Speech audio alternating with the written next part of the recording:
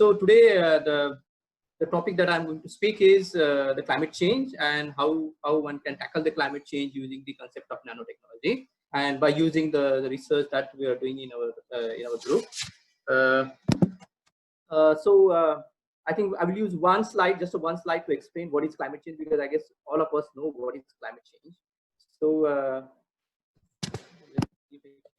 yeah. So this shows our life and how and why there is a climate change. So you can see now we all produce lots of CO2. Industry produce lots of CO2. Our life has become more and more artificial. So we use lots of energy, mainly fossil fuels, and that generates lots of CO2.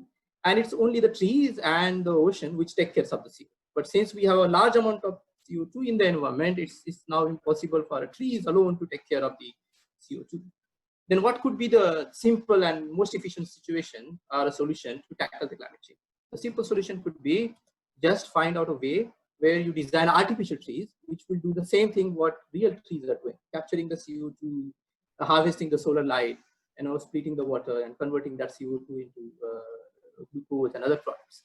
So can I do the same thing? Can I develop artificial tree where I capture the CO2, harvest the sunlight, split the water, and convert CO2 into fuel? Because that's the most that's the biggest cause of generating the CO2. So I'm using CO2 as a feedback now, or feedstock to produce the fuel rather than CO2 as a waste. So how do I now create artificial trees? That's the question that I'm asking now. So artificial trees is nothing but a material which will have the ability to harvest the CO2, harvest the sunlight, and convert the CO2 into useful chemicals. So how do I generate these artificial trees? So artificial trees, ideally what I mean is a material, a nanomaterial ideally, which will have those abilities. So before I really explain how we are designing these nanomaterial which will have the ability to convert CO2 into fuel, let me quickly explain the nanotechnology for those who don't know about the nanotechnology. I'm sorry for others who are already working in this field. So nanotechnology, nano is ideally a scale, 10 to the minus 9 meter. And if you look at the hair, so if you divide the hair by 100,000 parts, then one part will be nanometer size. So that's really, really small. So if I have to take atoms, maybe hydrogen atom parallelly oriented, so 10 atoms will be 1 nanometer. It's really small. It's extremely small. So, but why does the scale has so much of importance? Why does the nanoscale have so much of importance? So when you go to a nanoscale, what happens? There is a dramatic change in the properties of the material. We all know bulk gold. Most of our Indian uses the gold everywhere. So gold melts. That means the solid gold becomes liquid at 1064 degrees Celsius. As soon as I convert that same gold into a nano size, say 2.5 nanometer size or any other size, the melting point of that gold becomes now 300 degrees Celsius. So dramatic change in the melting point. Ideally, because since when you go to the smaller size, you have more and more surface atoms. These atoms are loosely bound as compared to the atoms in the inner layers. So you need less energy for these atoms to move, and that's more like a melting the material. So you need less energy to melt that nanoparticle. Look at the gold color. It's always very yellow, shiny, right? Because that electron cloud onto the metal surface generally reflect most of the light except some portion of the blue light, and that's why it's yellow in color. But now when you go to the nanoscale, the same electron cloud which was reflecting the light started resonating with the light, and it started absorbing different wavelength of the light, and that's why you get a different colors. So it's all, the color that is shown here is all gold nanoparticles, no change in the composition, no change in the oxidation state, but they have a different color. Because now one can tune the properties, the optical properties of the gold by changing the color. So there are several other possibility that one can achieve by tuning the size, shape, and morphology of the nanomaterial, which I'm not going into. And then, so that means this is one of the way where I can tune the property of material such that they will have the ability to capture CO2, ability to capture the photon from the sunlight and convert that photon into say electrons or the heat. And I combine these energy and try to see whether I can convert CO2 into say methane or a methanol. Methane is like your CNG, artificial CNG, which you can use to drive the car. So I'm trying to use these nanotechnology to develop these artificial trees and see whether I can convert CO2 into fuel. So the bigger dream, it looks a bit fancy, but the bigger dream is once you fill your car with CO2 and you keep driving your car, you don't need to fill it again with any petrol or any other thing. this looks very, very fancy and very unrealistic. But if you really look at the science, what I really need, I have this CO2. So so when you burn the CO2, when you burn the fuel, you produce the CO2. What I do now, I will have one catalytic reactor in my car, which will convert that CO2 into methane, which is using some solar energy. And now you again burn that methane, which will give you some energy to drive the car, and you again produce the CO2, and then the cycle continues. So you use the CO2 as your feedstock, right? You convert CO2 into methane, burn the methane, drive the car or drive the machine, and then again the generated CO2 goes back into a converter to make you fuel. So it's the cyclic process where you're not putting any CO2 into the environment. That's a dream. How do I achieve this? So the best way, the best way is to develop a nano catalyst. A nano catalyst is a nano material which will again have the ability to capture and convert CO2, and for that you need an active site. Active site is the one which has the ability to activate the CO2. If I need to add the hydrogen so that CO2 converts into methane, so active site should also have the ability to dissociate the hydrogen and react that to the CO2. And obviously you need energy, and in our group we like to use solar energy to drive these reactions. Now again, rather than using a very small nanoparticles, because if you use these small nanoparticles and do the reaction, they try to sinter, agglomerate, and the particle size grows and the activity goes down. So what we do, we take these small nanoparticle and fix onto support so that they don't move and they don't meet and they remain stable. So what you need to develop these nanocatalysts, which we fancy name is artificial trees, you need a support, you need active site, and obviously you need the energy to drive that reaction. So the first thing is support. So I need a support which should have very high surface area so that I can load lots of active site, and then the CO2 should be able to reach that active site more efficiently without any diffusion barrier, and able to convert that into methane. So in our group, we developed our own silica material, a nanosilica, dendritic fibrous nanosilica, previously also known as KCC1. So this one can tune the particle size of these nanosilica from 50 nanometer to 1.2 microns. So I get 50 to 100, 100 to 200 based on the application. We can change the size. It has very high surface area, 500 to 1200 meters per gram. 500 means like if you take a 1 gram of a silica, you have 1 football ground in just a 1 gram of a silica. It's a huge surface area. And unlike the other microporous material like a metal organic framework or other zeolites, this surface area is highly accessible because of the very unique pore structure that we have. Then it has several inherent good property like high thermal stability, hydrothermal stability, mechanical stability. Even I pressurize these spheres, they don't break apart, so you can use it for high pressure reactions. And it's easy to synthesize. No fancy techniques were used. Anyone can now use this. Anyone can synthesize these materials using simple glass, round bottom flask, and the heater. So, so these are the SEM images showing that they are monodisperse silica nanoparticles. These are the TM images. Again, shows the fibrous morphology of the material.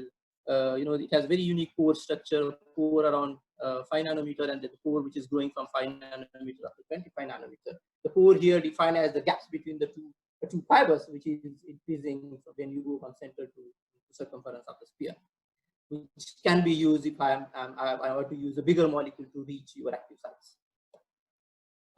We also tried to, in our group, we also tried to understand the mechanism, that why I got a sphere with a fibrous morphology and not a solid sphere or a hollow sphere. Why do I get that? So it's more to understand the formation mechanism. So the way we prepared our material is we use the CTAB molecule. CTAB is this, the C16 carbon chain, and then you have a quaternary nitrogen, methylated nitrogen. So the quaternary nitrogen will be polar and these will be non-polar. And I will show you the animation. So whenever you add these molecules, CTAB molecule, with the blue head is the polar quaternary nitrogen, and the tail is the CS2CS2. So whenever you add them into the solvent, they try to self-assemble, that minimize the repulsion among them, and they self-assemble to form micelles. In our case, the concentration is we form a lamellar phase. Although what we also do is we also add one more surfactant. We call it the co-surfactant to stabilize these interfaces, because there could be a repulsion between the two quaternaries. To minimize the repulsion, we add another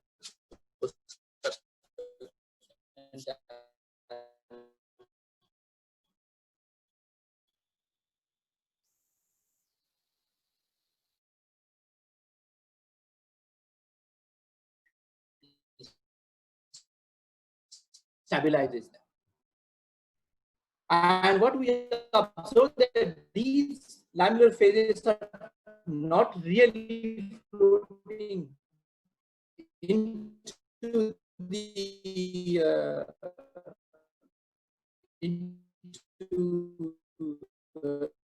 into the solvent in a flat manner, but they are in the form of a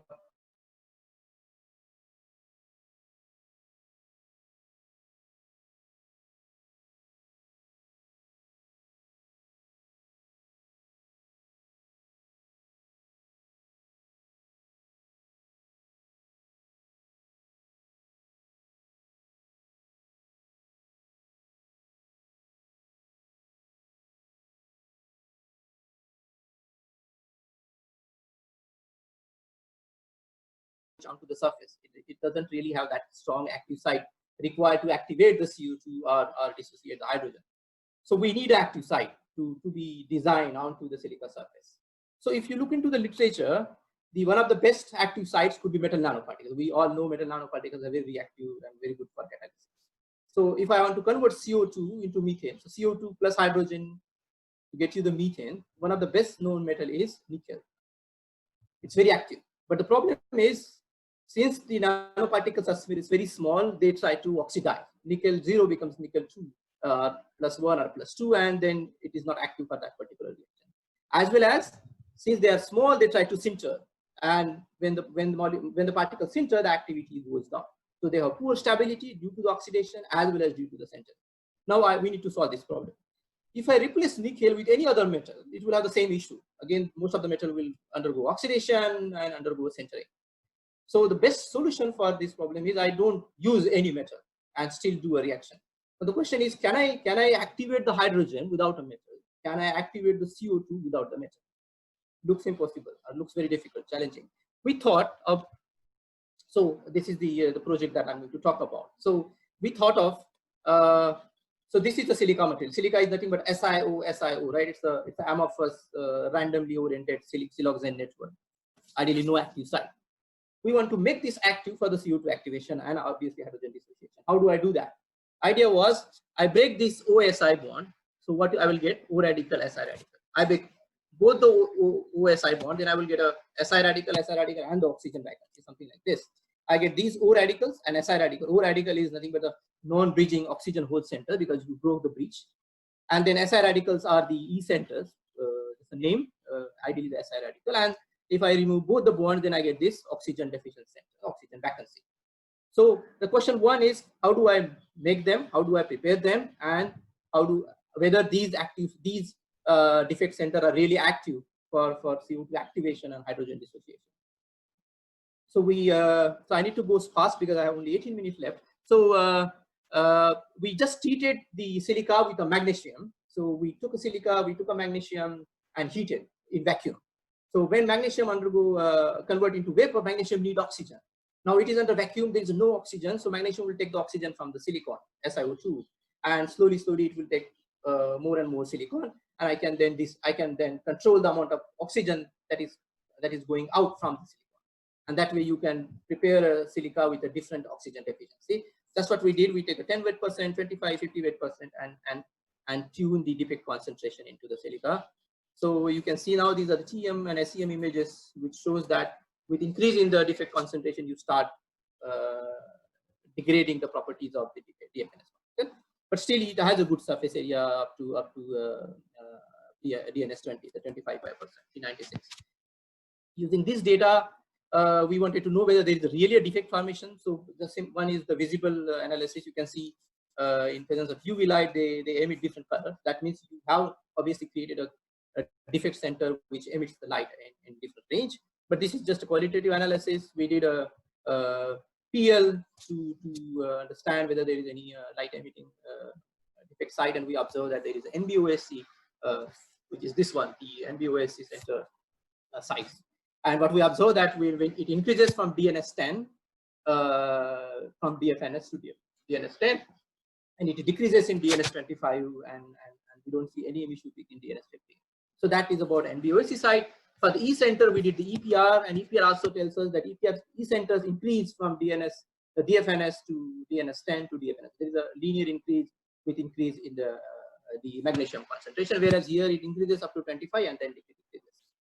Based on these preliminary analysis, I will come back to this data and try to see whether I can connect this data with the catalysis. Based on this, we did the catalysis. We just wanted to know really whether the defected silica can really convert the CO2.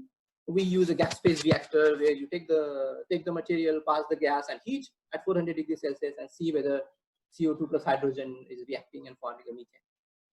So you can see now with increase in the defect concentration, we were able to get a very good production rate of the methane. Say for DNS25 is 3750 micromole per gram per hour, the methane selectivity at 400 degrees Celsius and 1 bar. And then obviously, not obviously, interestingly, it decreases when I go from 25 to 50. So the question we now ask is, so it is very clear now that defects in the silica can activate the hydrogen and dissociate the CO2. But then why it is more at 25 and even after having more defect site, why it is less in DNS 50? That's the question that we asked. And now before we answer that question, we also wanted to see the stability. So you can see that the stability, the material is stable, but it is losing some of its productivity from say 4,000 to 3,000 in 24 hours. We thought maybe we are producing some amount of carbon because the CO2 can decompose into the carbon, and carbon is coating the defect site, and that's why the activity goes down. So what we did, we just just heated the material in air, and just wanted to burn the CO2 carbon and get a fresh site. Interestingly, every time I regenerate, every time I heat the material in presence of oxygen, the catalytic activity goes up and up and up to 8 cycles, and then somehow it saturates at 8 cycles. So we also wanted to ask the question that how come the catalytic activity goes up? If I'm just burning this carbon, then it should not change the activity, right? That means something else is happening when I regenerate the cycle. So like I attempt to answer these two questions. First is why DNS25 is better. See, DNS10 has the highest NBOSC site. DNS50 has highest number of E centers, but somehow it's a DNS25 which is the best. So indirectly, what it indicates is that you don't need, what you need is NBOSC sites and E centers nearby. So there is some sort of a cooperativity effect, and that's hypothesis again. That's the optimized in case of a DNS25, and that's why DNS25 shows a better activity over 10 and 50, even after having a moderate concentration of both E centers and NBOSC sites. And we also wanted to know which defect center dissociated hydrogen, NBOSC or E centers. But we realized that E center concentration decreases during the reaction, and at the same time, the catalytic activity also goes down with time. So that indicates that it's E center which dissociates the hydrogen. And we also observe the change in the defect site, the NBOSC sites, and the E centers, which explains why every time I regenerate, so every time I treat with oxygen, I'm getting more and more E centers and more NBOSC sites, and that's why the catalytic activity increases more and more. I'm a bit quick here just to cover the other topic. Then we use the in situ diffuse reflectance IR spectroscopy to really understand the mechanism of this reaction, how the CO2 is interacting, how it is dissociating the hydrogen. I'm not going into the mechanism, but this is how we came up with the mechanism, that how this CO2 is getting activated, how the H2 is dissociating, and how it is adding into the CO2. I will skip this because I don't have much of time. So that's the second part where I showed you. First part, I showed you a support. In second part, I showed you use of an active site to dissociate the CO2 and hydrogen, react them. And that is a first metal-free and ligand-free catalyst. But that needed 400 degrees Celsius. And that makes that entire process unsustainable. You cannot really commercialize that. Now, but if I can bring that 400 degrees Celsius by solar energy, then it solves my problem. Then I don't need to really put money for getting the energy for that process. And that's the term called cold heating. When I say I need a 400 degrees Celsius for that reaction, where do I need that 400 degrees Celsius? I need that 400 degrees Celsius only at the active site where the reaction is happening. I don't need to, but the way we do a catalysis, we reheat entire reactor, heat from all the site, and then reach the 400 degrees Celsius. So can I not heat the reactor but somehow produce 400 degrees Celsius at that active site? That is something, a term we use, another term, fancy term called cold heating. My reactor is at room temperature, but somehow the active site is at 400 degrees Celsius. How do I do that? And that's the concept of surface Plasmon resonance, where some of the metal nanoparticles for visible dyes, like gold or silver, or copper, the electron cloud on these metal nanoparticles start resonating with the electric field of the light, right? The electromagnetic light has electric and magnetic field. And this resonance is called surface Plasmon resonance, and this resonance gets damped and that allows the nanoparticle to absorb that energy, right? And once you absorb that energy, either you convert that energy into heat, or either you convert that energy into hot electrons. And you can use both hot electrons or the heat to carry out the CO2 conversion. Only problem was the most of the gold nanoparticle. Obviously, there are some examples where you get a broadband absorption, but most of the gold nanoparticles supported on the silica absorption is this blue. It absorbs only say 500 to 600 most of the cases, and some weak absorption in other way.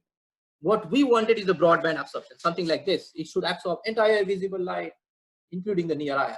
So if you harvest more and more photons from the sun, you will be able to convert that photon into the heat or the electron. So more number of photon harvesting, better should be the energy harvesting, and better should be the catalytic activity. Now, how do I make these gold nanoparticle absorb broadband light? The two ways. One is by changing the particle size. So you can see 9 nanometer, 20 nanometer, 48, 99. When I change the particle size, the lambda max is shifting. I don't want the shift, I want the broadband absorption. So simply changing the nanoparticle size will not work.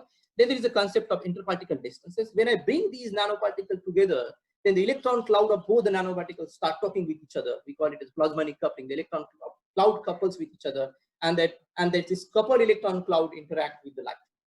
And that also allows you to broaden the light absorption. So using these two concepts, we wanted to make the broadband light absorbing gold material. Now the question is, how do I change the gaps between the nanoparticles? I can change the size, shape, morphology, that is well known in the field of nanotechnology. But how do I change the distances between the nanoparticles? So the idea was this: say, let us say this is a silica sheet, one sheet of that sphere, and I get a gold nanoparticle seed at equal distance. It can be done by surface functionalization, where you put amine at equal distance, and the gold will just sit at the amine structure. But afterwards, how do I change the distance now? So the idea was, now I add one more batch of a gold precursor, and I make sure that that gold precursor will only go and sit onto the seed. It won't go to the empty surface of the silica. That way, what will happen? The particle size increases, and when the particle size of gold increases, they come together, they come closer, and you will be able to then tune the distances between them. Now, how do I make sure that when I add another batch of a gold precursor, it will only go to the gold salt and not to the silica surface? And this can be done by simple nucleation growth technique, where if the gold concentration is such, if it is below the supersaturation, then those gold precursor or the gold atoms doesn't meet and doesn't form the nanoparticles. But at the same time, those gold atoms, if they are below supersaturation, will go and sit onto the existing gold nanoparticle, right? It's a more heterogeneous nucleation, which needs lower energy as compared to homogeneous nucleation. By using that concept of nucleation growth, we were able to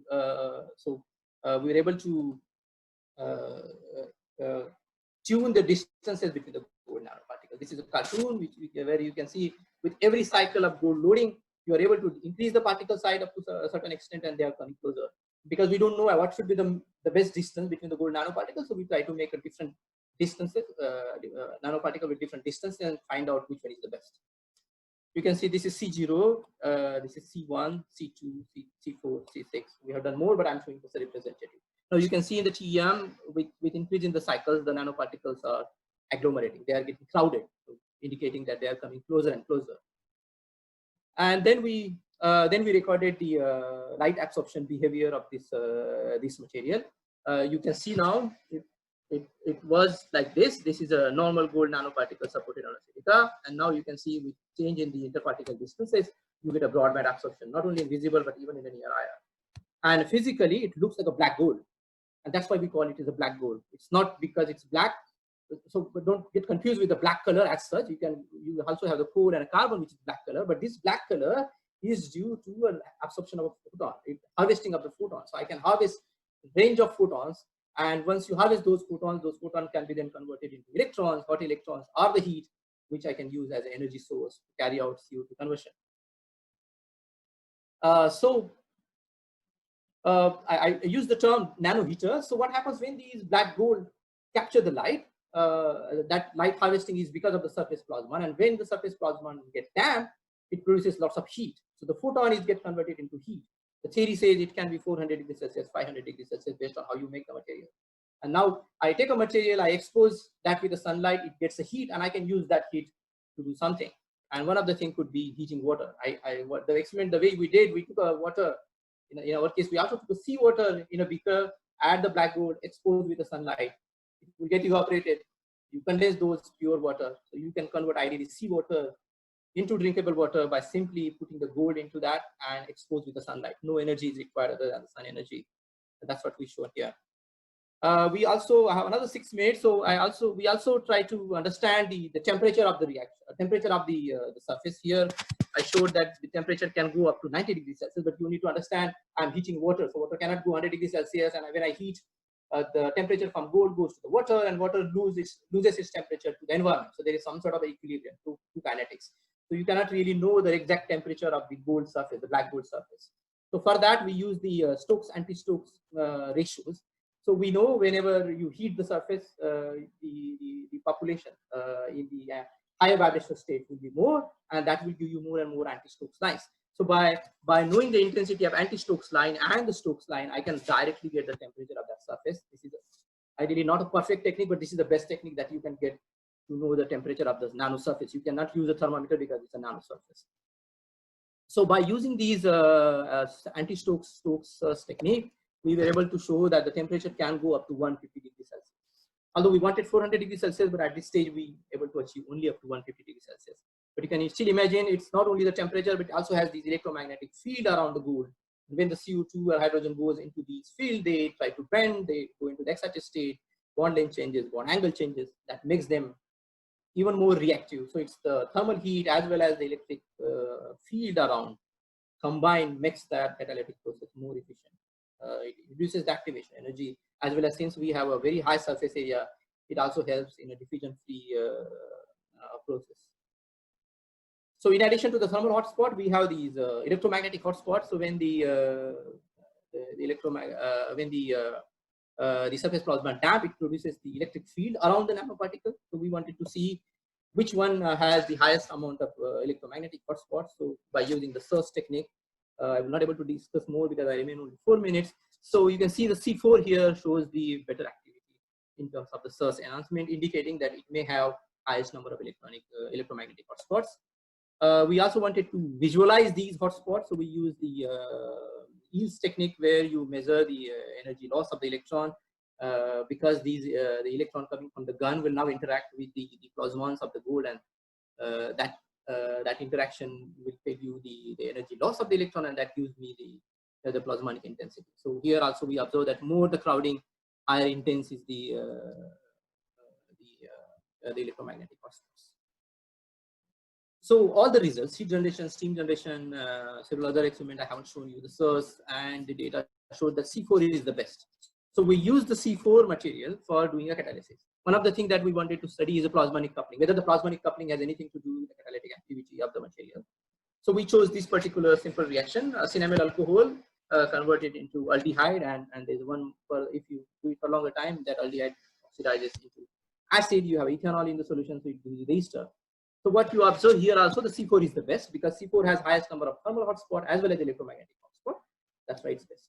But now if you look at the dark and the light, there is a huge difference in the catalytic activity. Light gives you around 85% conversion, whereas the dark gives you 20%. Remember, both the reaction done at the same temperature. We maintain the temperature. So there is no effect of temperature now. So if there is no effect of the temperature, then what is it which is making you making the light reaction more active than the dark? So in order to answer that question, we did this. The hypothesis was that once the surface plasma damps, it produces these hot electrons, the electron in the higher excited state, and these hot electrons now can transfer to your reactant molecule, in this case O2.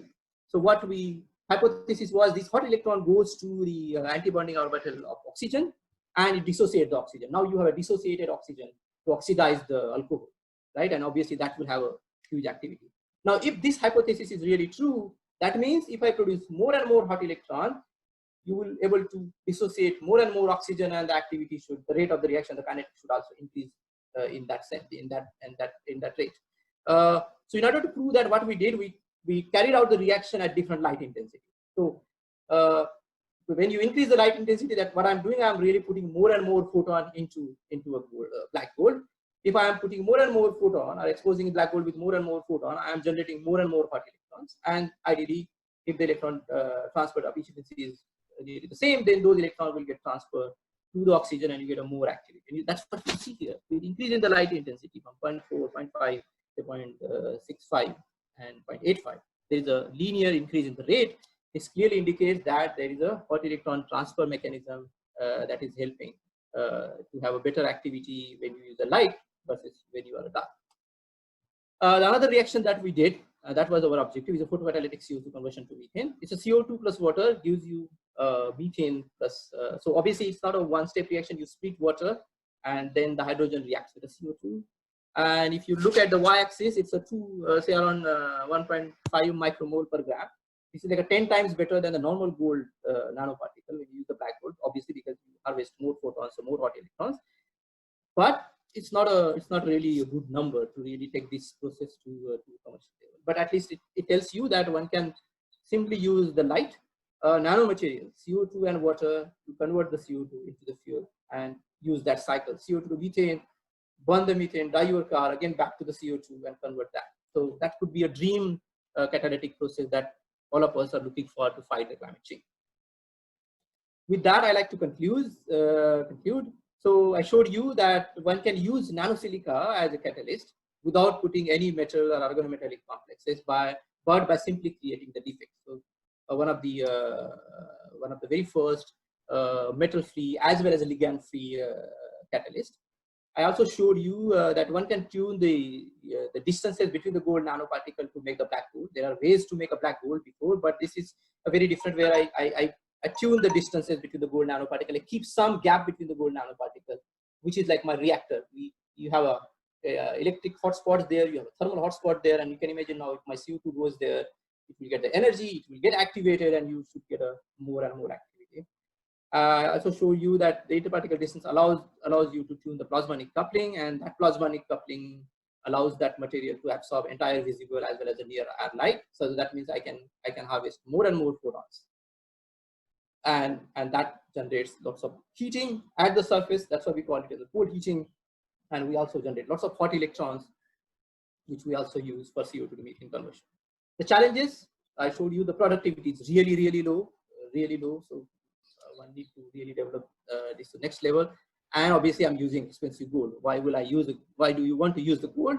So we're trying to find out the way to replace the gold by some cheaper metal. But you also need to understand this is the catalytic process. So once I put the gold in there, and if I able to get a good productivity, I don't really need to worry about the expensive gold. It can still be there. I can still keep able to convert more and more CO2 into methane or seawater into drinkable water. If I get a good productivity, the expensiveness of gold doesn't matter. At the end, the challenge that we all have is to take care of these 32 gigatons of CO2. That's unbelievable number. And all the processes that we develop are there in the literature. There are thousands of papers nowadays in the CO2 conversion. So they are not even close to what we really need to take care of these 32 gigatons of CO2. So the need of fundamental breakthrough in this field. So this field really need a catalyst which can activate the CO2, dissociate or split water, and then react them at room temperature, possibly with no external energy, or possibly only the solar energy with very good productivity. If one can achieve that, we'll solve we will at least solve major portion of the climate change. Obviously, you need to do a societal changes to take care of the climate change, but the technological part can be solved by simply developing one simple process of CO2 conversion, CO2 to methane, methane to CO2, a cyclic fuel production. With that, I like to acknowledge my NanoCat group. We as you know, in TIFR, we are a very small group. I have 2 PhD students, Ayan Maiti and Rishi Verma, 1 JRF, Rajesh Pepper, Sushma Kundu, a technical assistant, and Sushma Raul, 1 postdoc. So very small group, and we're trying to contribute in this field. And I also like to thank Dr. Diksha Gupta, Associate Director, India American Chemical Society, for giving me the opportunity to share the research that we do at TIFR Mumbai, which has completed 75 years this year. So we are celebrating 75 years of fundamental research in the field of all different fields of maths, physics, science, chemistry, and biosciences. With that, I like to thank you all for listening to me.